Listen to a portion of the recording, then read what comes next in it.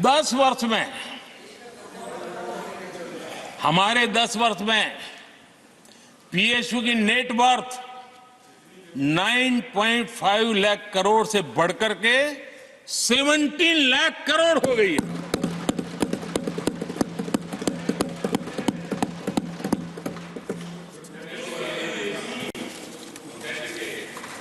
आदरणीय सभापति जी, इनका हाथ जहां भी लगता है ना, उसका डूबना तय हो जाता है, और उससे यही दशा करके उन्होंने छोड़ी थी। हम मेहनत करके इतनी बाहर लाए, इतनी प्रतिष्ठा बढ़ी है। आपको खुशी होनी चाहिए, भ्रम मत फैलाइए, बाजार में हवा ऐसी न फैलाइए कि देश के सामान्य निवेशक के मन को उलझन में आ जाए। ऐसा काम आप नहीं कर सकते। आदरणीय सभापति जी, इन लोगों की मर्यादा इतनी है, अब इन्होंने अपने युवराज को एक स्टार्टअप बना करके दिया है। अभी वो नॉन स्टार्टर है।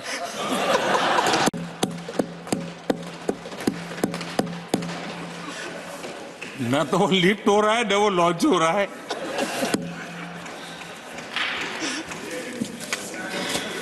आदरणीय सभापति जी,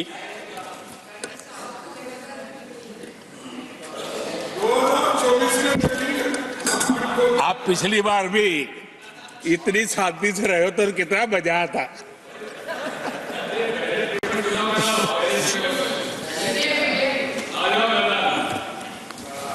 आदरणीय राष्ट्रपति जी, आदरणीय सभापति जी,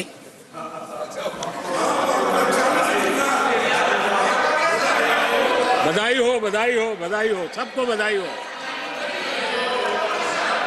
आदरणीय सभापति जी, मेरा सौभाग्य रहा कि मुझे लंबे समय तक एक राज्य के मुख्यमंत्री के नाते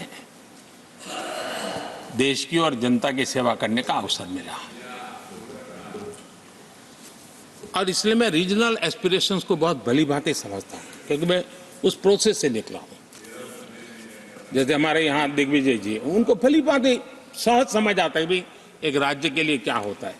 हम लोग उसी दुनिया से निकल करके आए हैं, तो हमें अनुभव है, पता है। शरद राव जी को है, तो ऐसे कुछ लोग हैं यहाँ जिनको ये सारी चीजों का पता है। देवगढ़ा साहब है, तो इन लोगों के इन सारी चीजों का पता है, तो हम इसका महात्मा ही समझते हैं। हमें कोई किताबों में नहीं पढ़ना पड़ता है, हम अनुभव कर करके आए हैं। और ये भी सच्चाई है साहब, 10 साल यूपीए की पूरी शक्ति गुजरात को क्या कुछ न करने में लगी हुई थी, आप कल्पना नहीं कर सकते। लेकिन मैं आंसू नहीं बहाता, मैं रोने की मेरी आदत नहीं है जी। लेकिन तब भी उतने संकटों के बावजूद भी, उतने जुल्म के बाद भी, हर प्रकार की मुसीबतों को झेलते हुए भी, मेरी तो मुसीबत ऐसी थी कि यहाँ किसी मिनिस्टर से मुझे अपॉइंटमेंट नहीं मिलती थी। वो कहते थे, भाई आप जानते हो मेरी तो दोस्ती है, मैं फोन पे बात कर लूंगा, लेकिन कहीं फोटो वोटो निकल गए, ये डर रहता था। यहाँ मंत्रियों का डर ऐसा था। अब खैर उनकी मुसीबतें मैं समझ सकता हूं। मेरे यहाँ एक बार बहुत प्राकृतिक आपदा आई, मैंने उस समय प्रधानमंत्री जी को बड़ा रिक्वेस्ट किया कि आप आइए, एक बार जरा देख लीजिए। उनका कार्यक्रम बना, फिर साहब एक एडवाइजरी कमेटी बनी थी ना, शायद वहां से हुक्म आया, तो कोई हेलीकॉप्टर से हवाई निरीक्षण करे वो तो मैं समझ सकता हूँ। साहब वो कार्यक्रम बदल करके साउथ में किस राज्य में गए तो मुझे याद नहीं रहा आज, और बोले हम हवाई जहाज से ऊपर से देख लेंगे, हम गुजरात में नहीं आएंगे। मैं सूरत पहुंचा हुआ था, वो आने वाले थे, मैं जानता हूं आखिर में क्या हुआ होगा।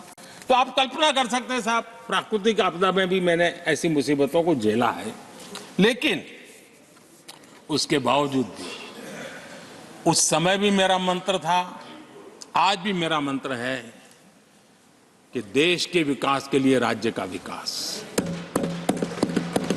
भारत के विकास के लिए गुजरात का विकास, और हम सबको इसी रास्ते पर चलना चाहिए।